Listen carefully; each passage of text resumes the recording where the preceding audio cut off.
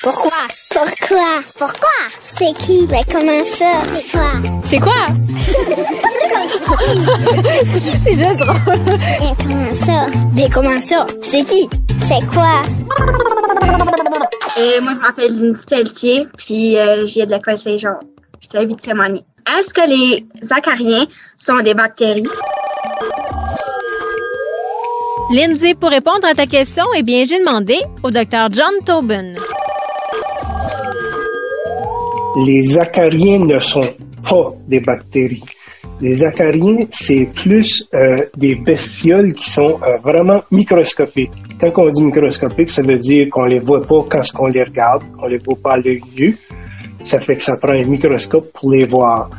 C'est pas des bactéries, c'est curieusement dans la même famille que les araignées.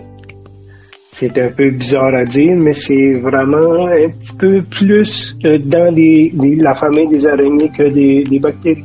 Ça veut dire que c'est beaucoup plus gros qu'une bactérie. C'est des bestioles qui vivent, encore là, un peu bizarre de penser à ça, mais ça vit dans nos draps, dans la literie, dans les tapis, dans nos toutous. Tous les matériels qui sont un peu mous, qui sont humides, qui sont chauds, ben, les acariens vont vivre là, puis eux autres, ils vont se nourrir de notre peau morte qu'on va relâcher un peu partout, particulièrement quand on dort. C'est des peaux qui ont tendance à tomber de notre corps. C'est un peu comme quand on pogne un coup de soleil, on va plumer, qu'on dit, ben on perd des peaux mortes. Ben ça se fait à chaque jour dans notre corps parce que notre peau se régénère. Puis les acariens, ben eux autres, ils se nourrissent de ça. Ils sont un peu partout, les acariens. Puis la seule chose qui est comme un peu tannant avec les acariens, c'est que, bon, il y a certaines personnes qui peuvent avoir des allergies à ces petites bestioles-là.